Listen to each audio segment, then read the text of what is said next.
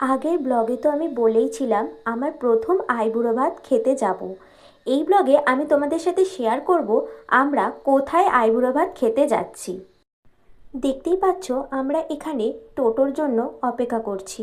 অনেকক্ষণ ধরেই অপেক্ষা করতে হয়েছিল, তারপরে একজন টোটো দাদাকে পেলাম আর তাকেই বললাম আমাদেরকে শেওড়াফুলি 1 নম্বর স্টেশনের দিকে ড্রপ করে দিয়ে আসতে। তো সেই টোটো দাদাই আমাদের শেওড়াফুলি স্টেশন পর্যন্ত নিয়ে গেছিলো।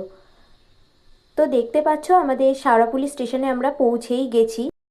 এরপর আমাদের ট্রেনের জন্য কিছুক্ষণ স্টেশনে অপেক্ষা করতে হয়েছিল এবং তার জন্য আমাদের অনেকটাই দেরি হয়ে গেছিল। অবশেষে দেখা গেল অপেক্ষা করার পর ট্রেন বাবাজি তার নির্ধারিত সময়ের একটু বেশিই লেট করে স্টেশনের মধ্যে ঢুকছে। ট্রেনে ওঠার পর এই সুন্দর মনোরম দৃশ্য দেখতে দেখতে আমার বেশ সময়টা কেটেই গেল আর পৌঁছে গেলাম আমাদের ডেস্টিনেশনে। তো ফাইনালি আমরা চলে এসেছি কামারকুণ্ডে। এটা আমার আপনাকে বলেছিলাম না যে আপনাদের যে আমরা কোথায় যাচ্ছি সেটা জানাবো। তো এইটা হলো আমার প্রথম আইবুড়ো ভাত খাওয়ার ডেস্টিনেশন, কামারকুণ্ড।